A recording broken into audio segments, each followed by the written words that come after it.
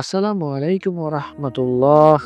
আজ আমরা আপনাদের কাবা শরীফ ধ্বংসের পরিকল্পনাকারী হুসতি বাহিনীর ঘটনা সম্পর্কে জানাবো। আবিসিনিয়ার বাদশার পক্ষ থেকে ইয়ামেনে আব্রাহা নামক একজন শাসনকর্তা ছিল। সে দেখল গোটা আরবের লোকেরা মক্কার কাবা শরীফে হজ করতে যায়। বিষয়টি তার মোটেও পছন্দ হলো না। তার ইচ্ছা হলো মক্কার পরিবর্তে সবাই আমাদের দেশে আসুক।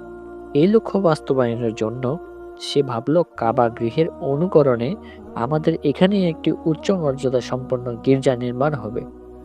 তাতে বিনোদন ও চিত্তাকর্ষণের সব ধরনের উপায় উপকরণ থাকবে। তা হবে সর্বোচ্চ জাঁকজমকপূর্ণ। তাহলে মানুষ মক্কার সাদাসিধে সেই কাবা বর্জন করে মূল্যবান পাথরে সজ্জিত এই কাবার দিকে ছুটে আসবে। এতে মক্কার হজ পর্ব বন্ধ হয়ে যাবে। সেই উদ্দেশ্যে ইয়ামেনের রাজধানী সানায় একটি কৃত্রিম কাবার ভিত্তি স্থাপন করে। সেখানে সে মন খুলে টাকা পয়সা ব্যয় করতে থাকে। কিন্তু এত কিছুর পরও মানুষ সেদিকে আকৃষ্ট হয়নি।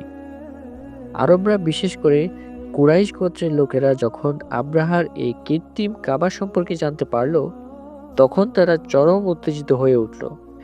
একজন তো ঘৃণা ভরে উক্ত কাবায় গিয়ে মলত্যাগ করে। কারো কারো মতে আরবের একজন আগুন জ্বালিয়েছিল। এক সময় ওই আগুনের একটি স্ফুলিঙ্গ বাতাসের সঙ্গে উড়ে গিয়ে ওই ভবনে পড়ল। আব্রাহা এতে রাগান্বিত হয়ে কাবা শরীফকে ধূলিসাৎ করার শপথ গ্রহণ করে। শপথ অনুযায়ী বিপুল সংখ্যক হাতি সংবলিত সৈন্যদল নিয়ে বাস্তবেই সেই কাবা শরীফ ধ্বংস করার উদ্দেশ্যে বের হয়। পথে আরবের যে গোত্র তার প্রতিরোধ করে, তাদের সাথে সে যুদ্ধে লিপ্ত হয় এবং তাদেরকে পরাজিত করে। নবীজির দাদা আব্দুল মুত্তালিব ছিলেন তখন কুরাইশ গোত্রের নেতা এবং কাবা শরীফের মুতাওয়াল্লি। তিনি এই সংবাদ জানতে পেরে বললেন, লোক সকল, তোমরা নিজেদেরকে রক্ষা করার ব্যবস্থা করো। কাবার মালিকই কাবাকে রক্ষা করবে। আব্রাহা পথ পরিষ্কার করে দেখে বিশ্বাস করে নিল যে এখন আর কাবা ধ্বংস করা কঠিন কাজ নয়, কারণ সেদিক থেকে মোকাবেলা করার মতো আর কেউ বাকি রইল না।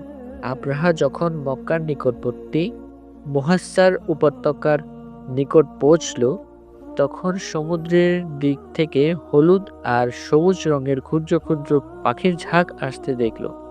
প্রতিটি পাখির ঠোঁটে ও পাঞ্জায় ক্ষুদ্র ক্ষুদ্র কঙ্কর ছিল। ওই পাখিগুলো সৈন্যদের উপর কঙ্করের বৃষ্টি বর্ষণ করতে থাকলো। আল্লাহর কঙ্কর জাতীয় সেই পাথরগুলো বন্দুকের গুলির চেয়েও বেশি কাজ করলো। যারে গায়ে লাগতো একদিক থেকে প্রবেশ করে অপর দিক থেকে বের হতো। শরীরে এক আশ্চর্য ধরনের বিষাক্ত উপাদান রেখে যেত। তাতে অনেক সৈন্য ঘটনাস্থলেই প্রাণ হারায়, আর যারা পলায়ন করে তারা মহা কষ্ট ভোগ করে মৃত্যুর মুখে পতিত হয়। এই ঘটনায় বিশেষ গায়েবী ইঙ্গিত হলো আল্লাহ তাআলা যেমন অলৌকিকভাবে তার ঘরের হেফাজত করছেন, সে ঘরের সবচেয়ে পবিত্র মুতাওয়াল্লি এবং সবচেয়ে বড় পয়গম্বরের হেফাজতও তিনি ঠিক সেভাবেই করবেন। তাছাড়া তিনি খ্রিস্টান বা অন্য কোনো ধর্মনায়কদেরকে কাবা এবং কাবার সত্য সেবকদের মূলোৎপাটন করার কখনো সুযোগ দেবেন না। পবিত্র কোরআনের সূরা ফিলে এই ঘটনা উল্লেখ করা হয়েছে। সবাইকে ধন্যবাদ। আসসালামু আলাইকুম ওয়া রাহমাতুল্লাহ।